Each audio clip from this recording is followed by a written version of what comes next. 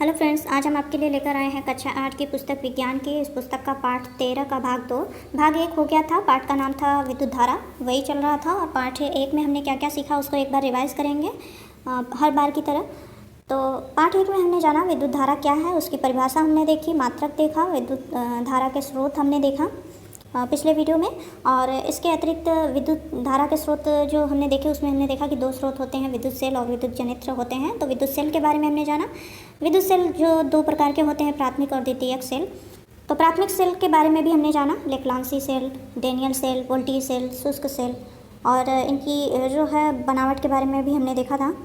और इसके अतिरिक्त द्वितीयक सेल के बारे में भी हमने देखा था, जैसे सीसा संचायक सेल। और जनित्र के बारे में भी हमने पिछले वीडियो में देखा था। आज का वीडियो स्टार्ट करते हैं। और आज का वीडियो स्टार्ट करने में हम सबसे पहले देखेंगे पॉइंट विद्युत वाहक बल और विभवांतर एवं प्रतिरोध के बारे में जानेंगे। तो पहले देखते हैं विद्युत वाहक बल के बारे में।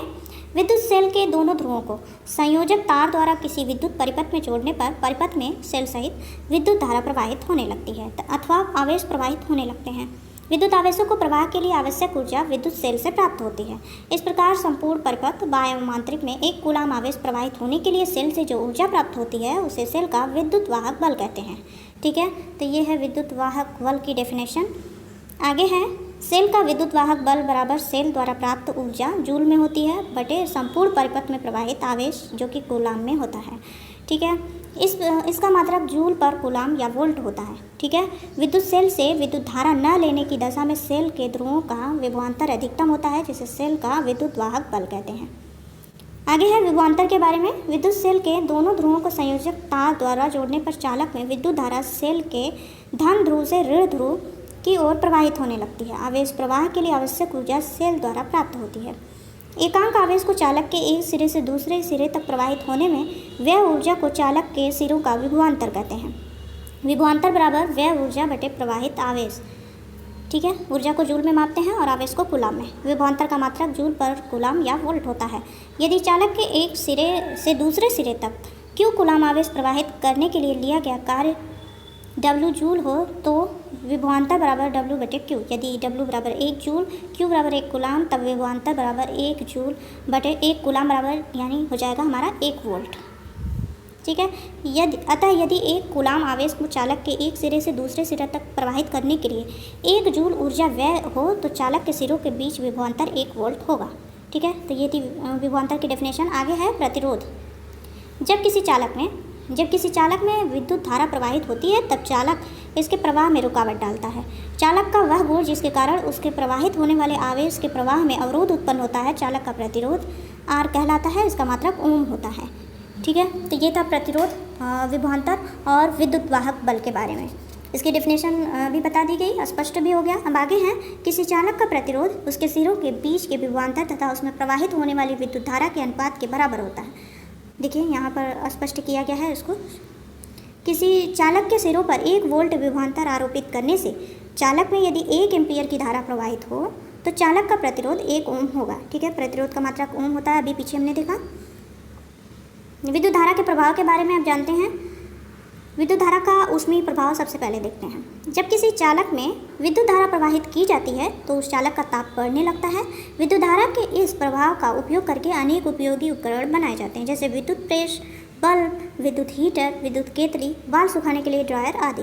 विद्युत धारा के प्रवाह से किसी चालक में ऊष्मा उत्पन्न होने की घटना को विद्युत धारा का ऊष्मीय प्रभाव कहते हैं। ठीक है, यहाँ विद्युत धारा के ऊष्मीय प्रभाव को भी यहाँ पर परिभाषित कर दिया गया। आगे है विद्युत बल्ब के बारे में बताया गया है। विद्युत धारा के ऊष्मीय प्रभाव का उपयोग विद्युत बल्ब द्वारा प्रकाश उत्पन्न करने में किया जाता है। सामान्य बल्ब में टंगस्टन का बहुत पतला तार लगा होता है। किसका तार लगा होता है? टंगस्टन धातु का, जिसे तंतु या फिलामेंट कहते हैं। बल्ब से वायु निकलकर नाइट्रोजन या आर्गन गैस भर देते हैं। ठीक है, बल्ब में जो वायु होती है उसे निकालकर कौन सी गैस भरते हैं? नाइट्रोजन या आर्गन गैस। जब बल्ब के तंतु में विद्युत धारा प्रवाहित की जाती है तब तंतु गर्म होकर श्वेत तप्त हो जाता है। फलस्वरूप प्रकाश उत्पन्न होता है। तंतु का गलनांक यहाँ पर देखिए, यहाँ तंतु का गलनांक कितना होता है? 3370 डिग्री सेल्सियस होता है, इसलिए यह पिघलता नहीं है। ये इंपॉर्टेंट पॉइंट है। इसका गलनांक कितना होता है पूछा जाता है क्वेश्चंस में। और यह किस धातु का बना होता है? टंगस्टन धातु का। ठीक है, और इसमें कौन सी गैस भरी जाती है? नाइट्रोजन या आर्गन गैस भरते हैं। आगे है चुंबकीय प्रभाव। विद्युत धारा के चुंबकीय प्रभाव के बारे में जानते हैं। यह किसी चालक में जब किसी चालक में विद्युत धारा प्रवाहित की जाती है तो वह चालक के चारों ओर चुंबकीय क्षेत्र बना देता है। ठीक है, इसको एक बार फिर से देखते हैं। जब किसी चालक में विद्युत धारा प्रवाहित की जाती है तब चालक के चारों ओर चुंबकीय क्षेत्र बन जाता है। इस घटना को विद्युत धारा का चुंबकीय प्रभाव कहते हैं। अमीटर वोल्टमीटर की कार्यप्रणाली विद्युत धारा के चुंबकीय प्रभाव पर आधारित है। ठीक है, अगला है तीसरा पॉइंट, रासायनिक प्रभाव। तो विद्युत धारा का रासायनिक प्रभाव देखते हैं। कुछ द्रवों जैसे नमक का घोल, अम्ल और क्षार का जलीय विलयन आदि में विद्युत धारा प्रवाहित करने पर वे विघटित हो जाते हैं और उसमें रासायनिक क्रिया होने लगती है। इस घटना को विद्युत धारा का रासायनिक प्रभाव कहते हैं। इस प्रभाव के द्वारा विद्युत ऊर्जा का रूपांतरण रासायनिक ऊर्जा में किया जाता है। इसका उपयोग अनेक कार्यों जैसे विद्युत लेपन, धातुओं के निष्कर्षण तथा शोधन आदि में किया जाता है। ठीक है, आगे है विद्युत धारा के रासायनिक प्रभाव पर आधारित उपकरण वोल्टामीटर कहलाता है। आगे है विद्युत परिपथ, उसके अवयव और उनके प्रतीक के बारे में। प्रतीक बहुत इंपॉर्टेंट हैं, अभी हम देखेंगे आगे। देखते हैं विद्युत धारा के प्रवाहित होने के मार्ग को विद्युत परिपथ कहा जाता है। विद्युत परिपथ किसे कहते हैं? विद्युत धारा के प्रवाहित होने वाले मार्ग को। विद्युत परिपथ विभिन्न प्रकार के विद्युत उपकरणों एवं यंत्रों का एक बंद संयोजन है जिसमें विद्युत धारा प्रवाहित करके विद्युत ऊर्जा का उपयोग विभिन्न प्रकार के कार्य करने में किया जाता है। विद्युत परिपथ का चित्र बनाते समय सेल, प्रतिरोध, अमीटर, वोल्टमीटर, कुंजी, बल्ब आदि के केवल संकेतों का उपयोग किया जाता है।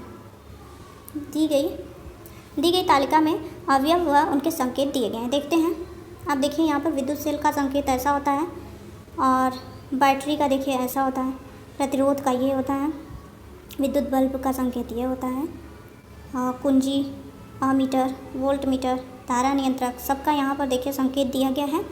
आप इसे ध्यानपूर्वक समझ सकते हैं पॉज करके। धारा नियंत्रक का भी यहाँ पर दिया गया है। ठीक है, विद्युत चालक एवं विद्युत रोधी पदार्थ। अब आगे है पॉइंट, क्रियाकलाप दिया गया है। विद्युत सेल, बल्ब, कुंजी, संयोजक तार को चित्रानुसार जोड़ें। चित्र यहाँ आपको देखने को मिलेगा। यहाँ पर पहले इसे देखते हैं। ए और बी के मध्य तांबे का तार जोड़ें। यहाँ देखिए ए और बी, इसके मध्य क्या कह रहा है? तांबे का तार जोड़ने के लिए। तथा कुंजी को स्पर्श कराएं, बल्ब प्रकाशित हो जाता है। अब ए और बी के मध्य प्लास्टिक से बनी वस्तु से जोड़ें जैसे स्केल, कंघा आदि तथा कुंजी को स्पर्श कराएं, बल्ब प्रकाशित नहीं होता है। क्यों? अब यहाँ पर दिया गया है प्लास्टिक से बनी वस्तु में विद्युत का प्रवाह नहीं होता है, इसलिए परिपथ पूरा नहीं हो पाता और बल्ब नहीं जलता है। ठीक है, अब ए और बी के मध्य सिक्का अथवा एल्यूमिनियम की पत्ती से जोड़ें तथा कुंजी को स्पर्श कराएं। क्या होता है? बल्ब प्रकाशित होता है। धातु से बनी वस्तु में विद्युत का प्रवाह होता है, इसलिए परिपथ पूरा हो जाता है और बल्ब जलने लगता है। ठीक है, बल्ब जलने लगता है क्योंकि विद्युत धारा का प्रवाह होता है। यहाँ चित्र दिया गया है।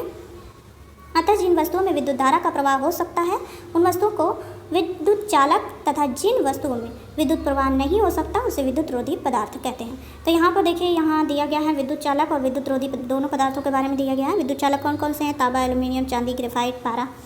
और विद्युत रोधी है रबर, प्लास्टिक, सूखा कपड़ा, लकड़ी, कांच आदि। ठीक है, आगे है विद्युत घंटी के बारे में।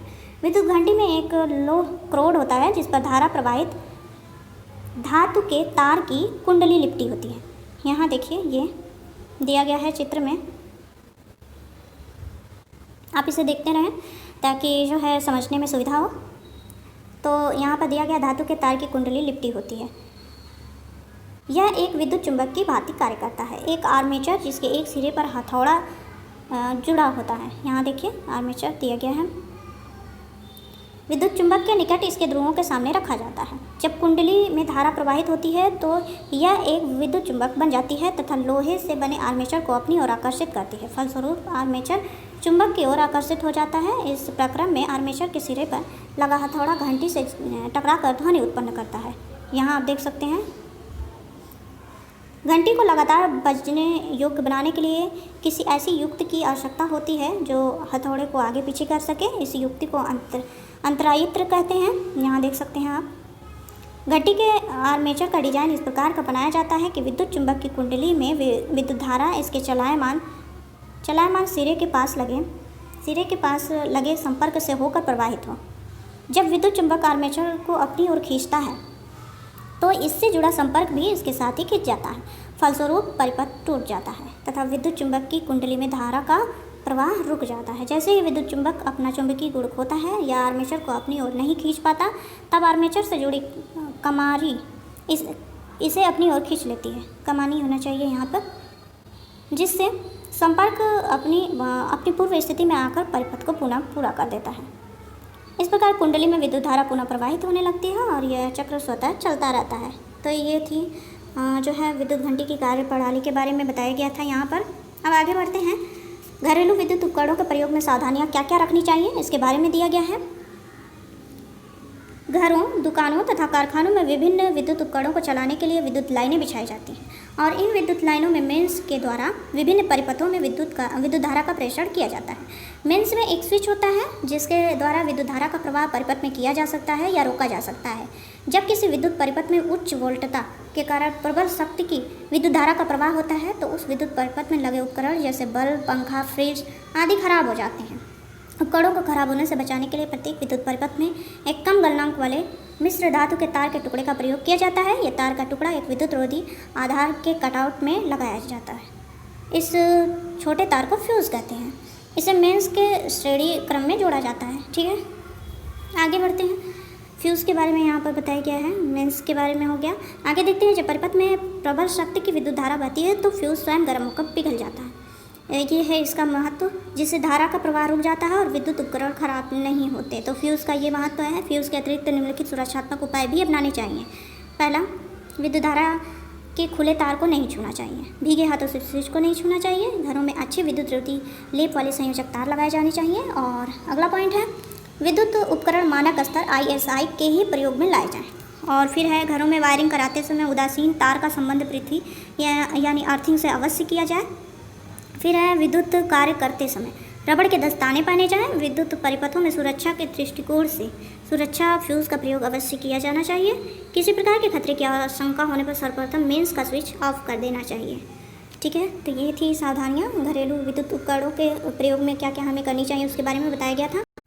आगे है अमीटर एवं वोल्ट मीटर के बारे में। अमीटर के बारे में पहले जानते हैं क्या है। विद्युत परिपथ में विद्युत धारा का मापन अमीटर द्वारा किया जाता है। यहाँ देखिए चित्र में दर्शाया गया है अमीटर को, यहाँ पर देखिए दिखाया गया है। विद्युत परिपथ में अमीटर को संकेत के रूप में इस चिन्ह से व्यक्त करते हैं, आप देख सकते हैं ऐसे। अमीटर के धन सिरे धन टर्मिनल को सेल अथवा बैटरी के धन ध्रुव से तथा ऋण सिरे को बैटरी के ऋण सिरे से जोड़ते हैं। इससे परिपथ में श्रेणी क्रम में जोड़ा जाता है। अमीटर का प्रतिरोध बहुत कम होता है। आदर्श अमीटर का प्रतिरोध शून्य होता है। ठीक है, आदर्श अमीटर का प्रतिरोध क्या होता है? शून्य। प्रतिरोध का जो है अमीटर का प्रतिरोध बहुत कम होता है। ठीक है, इसे ध्यान देने वाला पॉइंट है, ये पूछता है कई बार। आगे है वोल्ट मीटर के बारे में।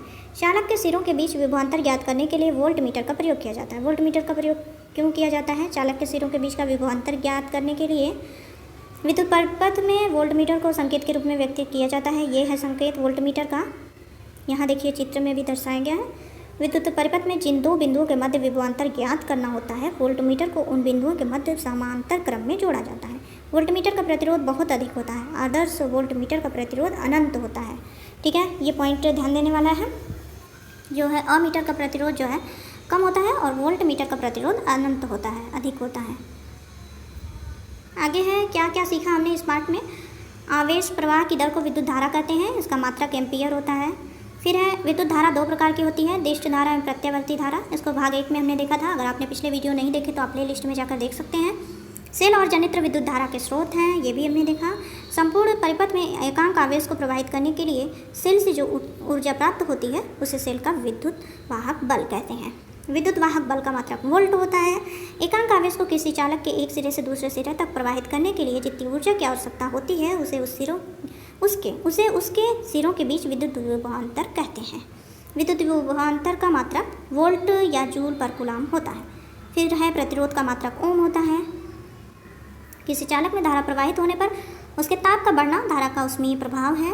किसी चालक में धारा प्रवाहित होने पर उसके आसपास चुंबकीय क्षेत्र का बनना धारा का चुंबकीय प्रभाव है। विद्युत धारा का किसी अम्ल या क्षार के घोल में प्रवाहित होने पर घोल का विघटित होना विद्युत धारा का रासायनिक प्रभाव है। अमीटर द्वारा परिपथ में विद्युत धारा मापी जाती है। इसे परिपथ में श्रेणी क्रम में लगाते हैं। इसका प्रतिरोध बहुत कम होता है। ठीक है, अमीटर का प्रतिरोध, आदर्श अमीटर का प्रतिरोध 0 होता है। ठीक है, वोल्ट मीटर द्वारा परिपथ में विद्युत विभवांतर नापा जाता है। इसे परिपथ में समांतर क्रम में लगाते हैं। इसका प्रतिरोध बहुत अधिक होता है। आदर्श वोल्ट मीटर का प्रतिरोध क्या होता है? अनंत होता है। अभी हमने पीछे देखा। घर में विद्युत उपकरणों की सुरक्षा के लिए फ्यूज़ का उपयोग किया जाता है। तो ये था पाठ 13, जिसमें हमने काफ़ी कुछ जाना विद्युत धारा से संबंधित तथ्यों के बारे में और विद्युत धारा के बारे में। आगे हम आपके लिए लेकर आएंगे पाठ 14, जिसमें हम जानेंगे चुंबक के बारे में, चुंबकत्व के बारे में, चुंबक के गुण, चुंबक के प्रकार, इन सब के बारे में हम जानेंगे। चुंबकीय प्रभाव और चुंबकीय बल रेखाएँ क्या होती हैं, चुंबकत्व का विद्युत धारा से संबंध क्या है, ये भी हम अगले पार्ट में, पार्ट 14 में लेकर आएंगे आपके लिए। तो उसके लिए क्या करना है, प्लीज़ चैनल को सब्सक्राइब करें, वीडियो को लाइक करें। Thank you.